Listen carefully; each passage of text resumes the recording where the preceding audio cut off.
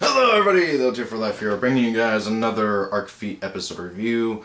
Well, not review, discussion, you guys know what I mean. Anyways guys, so this time around we are at episode 49. We're almost done with the second season.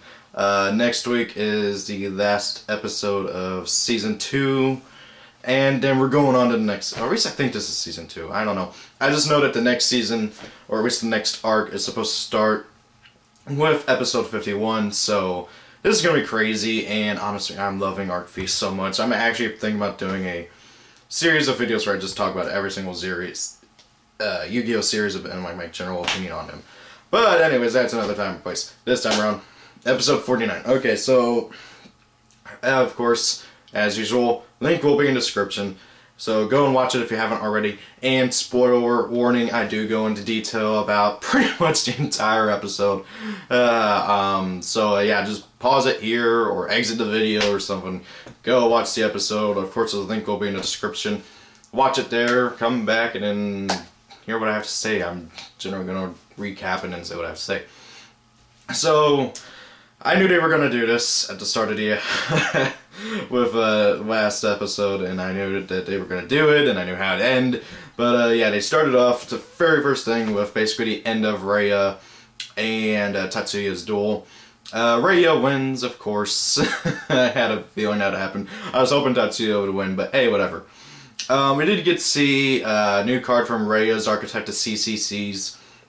And the Persona Shutters and all that. I really hope that archetype gets printed one of these days, because it'd be a little bit jerkish to print the DDDs but not the CCCs.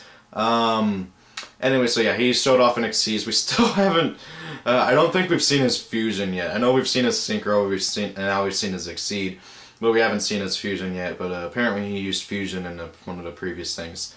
Or wait, no, did we see his fusion? I can't remember. I don't know. I know we've at least seen a Synchro now. We've seen the Succeed. Anyway, so judging from the life point count and everything, the duel was very back and forth. Tatsuya had his boss monster out. Enter Machine. I think it was like Enter Machine Gear Golem or something like that. It was something Golem. I think it was Gadget Golem. It basically kind of looked like a cartoonist version of Ancient Gear Golem with a bow tie and everything in different colors. It was pretty cool. I think it has like 2600 attack, and if it battles an opponent's monster that was special summoned, it auto kills it. So that was really, really cool. And that card counteracts pretty much every single type of summon. So you can kind of imagine how the duel went. But sadly, we don't know anything else about the rest of the Enter Machines. I hope we get to see some of them. And I hope Tatsuya just doesn't get dropped, especially since his archetype apparently has some sort of relation to Enter Mates, which is what Performer Pilots are called over in OCG, and Enter Magicians, which is what Dennis uses. So anyways, yeah, Raya wins. His Exceed is basically cannot be destroyed by basically it negates, negates the effects of Earth monsters it battles. That is super specific, so yeah, whatever. Yeah, he wins and everything, and Tetsuya's like, hey, good job, you used all 3 types of fusion thingies from the extra deck, just like your older brother. Well, not older brother. He just like Reiji. So yeah, they don't know that they're brothers yet, but he was comparing him to Reiji, and I noticed that actually made Raya smile, and that was the first time I actually seen him smile. So I guess he really looks up to his older brother. I guess you'd call it a smile. He kind of did a smile in a way. Anyway, so then yeah, intro, cutscene, and then we jump back over to the duel with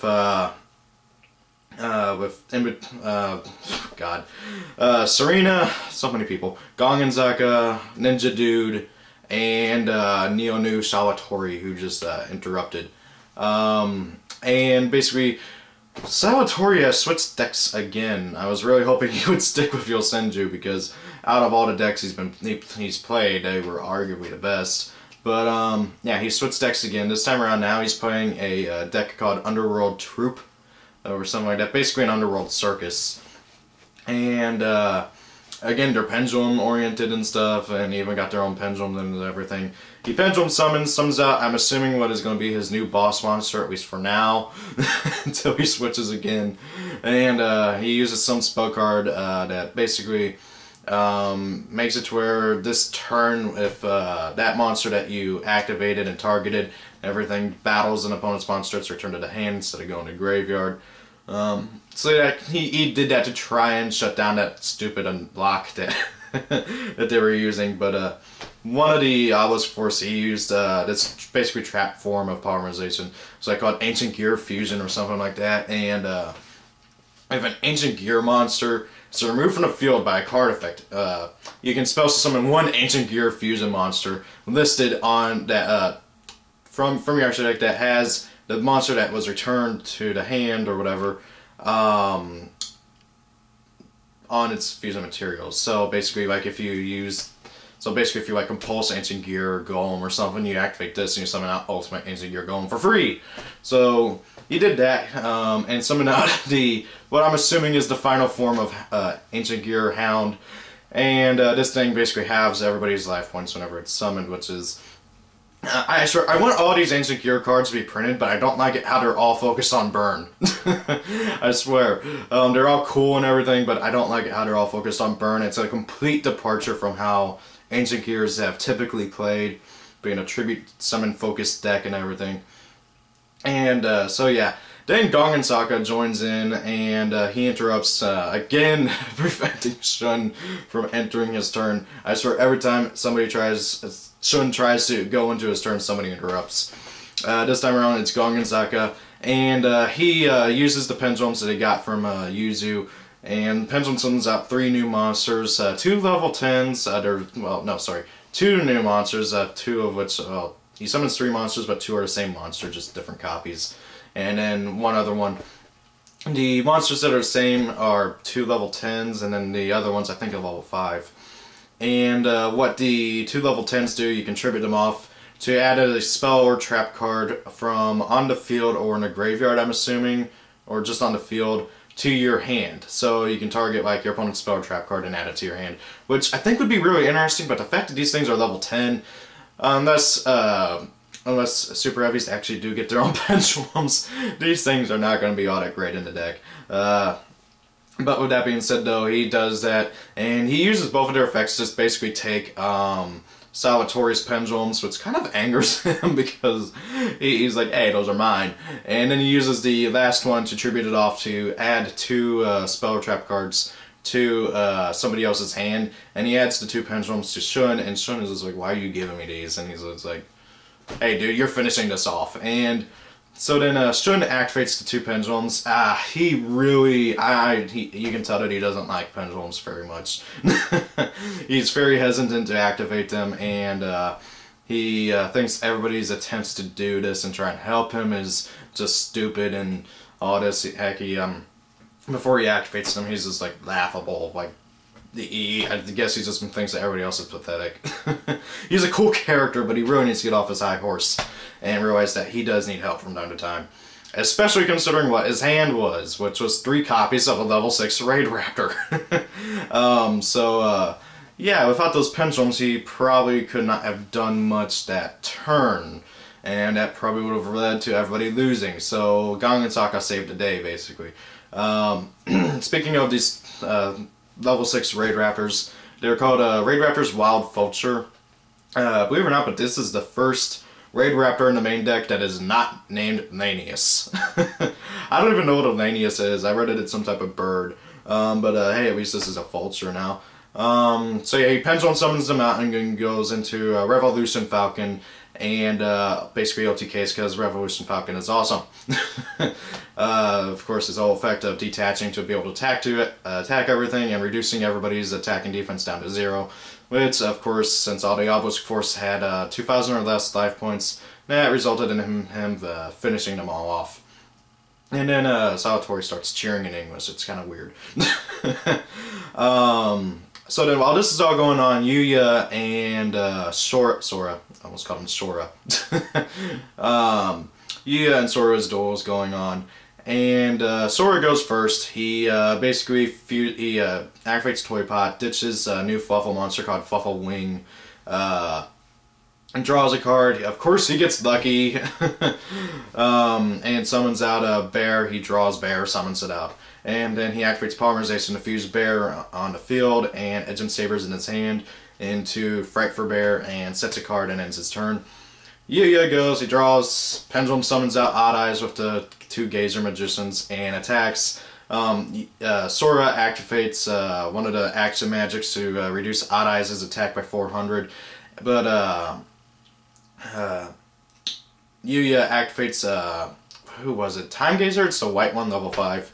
He uses his effect to negate the spell card and destroy it, and that's the, I swear guys, that's the first time he's actually used the Gazer's effects, anime effects, because their effects are a little bit different in the anime, in that they can once per turn negate the activation of a spell or trap card in the battle phase whenever a pendulum monster is battling.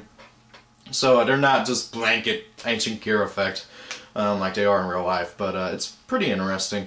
So yeah, he activates that, and yes, this is the first time he's done it since episode 2. I'm not joking about this. He has not used their pendulum effects since episode 2. It's ridiculous, like, seriously.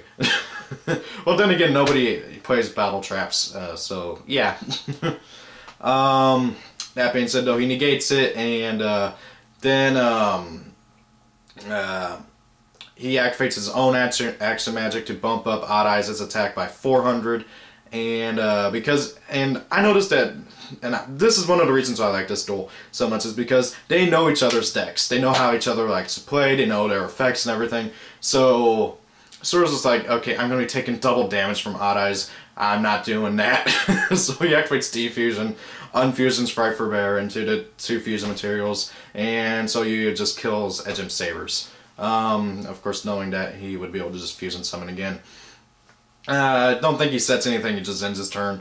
And then Sora goes again, and he, again, uses a Toy Pot to discard a Fuffle Wing to draw a card, and it is good old Owl. Owl searches out Polymerization, and then he uses Fuffle Wing's Effect Engrave, which, by the way, if this thing was real, this card would boost up the deck so much, and I'd probably, along with some of the other cards that Sora uses in these, if they were real, I'd probably have to completely rework my deck. Fuffle Wing's effect is that if you have 2 Fuffle Wings in your graveyard, you can banish both to draw 2 cards. Oh wait. If you have 2 Fuffle Wings in your graveyard and you have Toy Pot on the field, you can banish 2 Fuffle Wings from your graveyard to draw 2 cards. And then you can destroy Toy Pot to draw an additional card. And then, of course, in real life, that would trigger Toy Pot's effect to be able to search out a Fuffle monster or Edgem Sabers. So if you really think about it, if that was a real, if these things were in real life, you'd get to basically, let's see here, you'd get to draw 3 cards and add 1 monster. So yeah, think about that, which is pretty insane. And of course, if you use Toy Pot's effect that turn, that was another card that you get to draw. So yeah, that is pretty insane, and I do hope that they do print them, but I hope they make it like, I don't know, banish 2 wings to draw 1 card instead, because that's going to be really, really insane to make the deck even more consistent than it already is. Anyway, so yeah, then he activates another card. It's, God, what was it called? I can't remember, but it's a continuous spell card that lets you special summon a level 4 or lower Edgent monster from your graveyard once per turn. And if this was printed, this thing would really, really help out the deck, because only Sabers can revive itself. Every one of us just kind of sits there in your graveyard waiting for Frightful Fusion afterwards, and some of them you can't even use in a fusion because they don't have a fusion for them. So anyways, he does that. He brings back Sabers, and he uses Sabers, Bear, and if I remember right, Owl to fusion summon into Tiger. Blows up Yugioh's Odd Eyes Pendulum Dragon and his 2 pendulums, and then attacks for 2100. Sadly, all the action magics in this like zone that they're in all revolve around raising and lowering attack and doing effect damage, so it's kind of annoying for them. I think Sora sets 2 cards and ends its turn, and then Yugioh goes and he summons up Dark Rebellion. He's basically summons Skeeter Skimmer and then uses a new Performer Power called Second Donkey. But so that's you special summon it if you normal summon a Performer Pal. So it kind of works with Friend Donkey in a way. Kind of. It's level 4 where Friend Donkey is level 3. I swear, if he was level 4, he'd be a lot better for the deck. Anyway, so yeah, he goes into Dark Rebellion, attempts to use Dark Rebellion's effect, and Sora just is like, no, nope.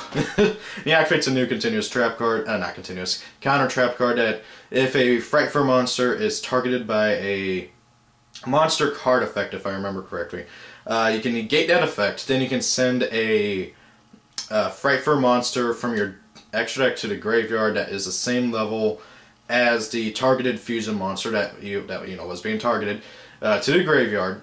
And then, this is the insane part, you can special summon a Frightfur fusion monster that lists the Frightfur monster that was targeted as a fusion material from your extra deck and treat it as a fusion summon. So he summons out this new Frightfur Saber Wolf instead of Frightfur Scissor Tiger. He summons Frightfur Scissor Wolf or Tiger or something like that.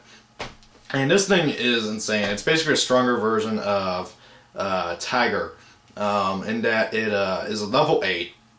And whenever it is special summoned, you can special summon any Frightfur monster from your graveyard, ignoring its summoning conditions. And all Frightfur monsters you control get 400 more attack for every Frightfur or Fluffle monster you control. So of course this stacks with regular Tiger. So they gain, what, 400 for 3 monsters, so that's 12, and then 300 for 3 monsters, so that's 9. They gain 2100 attack, if I'm correct. So yeah, I know that like the big guy is pumped up all the way up to 40-something hundred, and it's just insane. So then Yugioh, he's just like, okay, better do this. And he activates the 2 new magicians, Creation and Destruction, and Pendulum summons out Odd Eyes, and Source is like, oh yeah, I forgot about that. And then he uses Destruction's effect to give Dark Rebellion the level 4, and Source is like, what? And then Creations, and he was like, what? And then he overlays into Odd Eyes Rebellion Dragon. Oh yeah, guys, sorry. I thought that there was going to be a new Exceed, but there wasn't. It was just in the preview. Dark Rebellion looked. I couldn't really tell it was Dark Rebellion. It just I saw his belly, and that was about it. So I was thinking, is that a new Exceed monster? Anyway, so he goes into Odd Eyes Rebellion. Uses his effect to try and basically blow up everything except for the level 8 dude. And they blow up, yes, but however, Sora activates a continuous trap card that basically states, while you control a fusion summon monster, you take no effect damage. Which is pretty cool. I don't know if I'd main it and probably side it if I were actually playing if this card was actually printed. And then he uses the other effect to basically let him attack 2 more times. And he goes to attack, and then they're like trying to go for the last magic action card on a pillar thingy. And before they can grab it, the battle royale ends. The 3 days are up, and the duel is canceled right there. They have no control over it. Judging from and judging just from the fact that Yugioh has longer arms because he's older, and the fact that his Odd Eyes was going to be able to attack 3 times, I'm pretty sure Yugioh was going to win, but yeah, we're never going to know. I mean, who knows? Maybe Sora would have been able to get it, and it was going to be the one that decreases or increases. It wouldn't have mattered because it just would have been the same. But yeah, from the looks of it, it looked like Yugioh was going to win, but it was pretty back and forth. Then everybody else shows up, and oh yeah, I forgot to mention, Sora kind of looks at Yugioh's duel disc and noticed that Odd Eyes Rebellion Dragon is an Exceed's Pendulum, so like, that is awesome, and this is why it's so fun to duel against you. And he was like, ha! Made you have fun. In a way. That's basically what happened with that. And it was this, because that was like Yugioh's whole goal of this duel, was to get Sora to realize that, hey, dueling is more than just combat. It's fun. You had fun before, you can have fun again. Why can't you do that?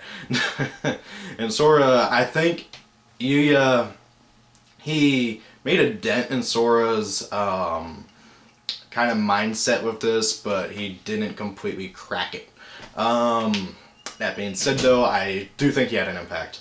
Like, I really do think that Sora, he's going to start kind of questioning things. I don't think he's going to be questioning everything completely, but I do think that he kind of did have I do think this did have an impact on him. Especially seeing that Yugioh is so desperate to try and crack through that thick skull of Sora's. Anyway, so then everybody else shows up, and whenever everybody's still thinking Serena is Yuzu, and Mitsuru, I can't remember her name, you know, the little girl in Gothic Lolita outfit who plays rituals. She starts going off on Serena thinking that it's Yuzu, and she's like, I'm not Yuzu. And everybody gets shocked, and as soon as Yugioh looks over to Sora thinking, where's Yuzu? Sora just presses a button on his dual discs and it goes back into Fusion Dimension. Which I thought was funny. So then Reiji shows up and he's like, congratulations. I lost all your duels. It was kind of cool and everything. I think you're good to go for being a Lancer. And yeah, that's kind of where the episode ends. Although the preview, oh my god, the preview. I'm going to watch the next episode now. The preview, it showed Salvatore kind of being shocked, like, whoa, what's going on? And so Dennis being scared to death of something. I don't know. I don't know if like he's just like scared.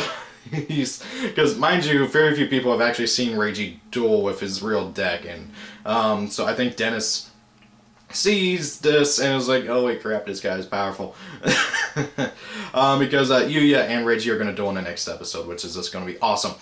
And in the preview they show Yuya crying because, you know, all his friends are getting carded, and he thinks Yuzu got carded, but she didn't. She and Yugioh disappeared somewhere. I think they got transported to Synchro Dimension. That's just my guess, although what happened to Yugioh's bike is my question. Anyway, so yeah, Yugioh's kind of just like bawling and everything. I can't blame the dude, but and then Serena's just looks like she's about to cry too, just watching it. So I think Serena's not gonna stay a Fusion. I don't think she's gonna stay a part of the Academy whole thing. It kind of looked like that. Even Shun was showing some remorse. I don't know how much of an impact everybody sacrificing themselves trying to keep him going, because, you know, he's right now, to our knowledge, he's the last person from the Xyz Dimension alive. It kind of sucks. That being said, though, the next episode is looking like it's going to be really awesome. I can't wait to see how everything kind of just unravels. And, yeah, guys, what did you think? I mean, like, honestly, this... Oh my god, I love this series. I really do think I'm going to do a series of videos talking about my opinions on every single series of the Yu-Gi-Oh! Anime. But first I want to know what your opinions on that would be. I also want to know what you guys think of this episode. And, oh my god, I hope to god that this is not as short as Sexual, okay? I don't know if you guys have noticed, but like with every single anime, the series gets shorter.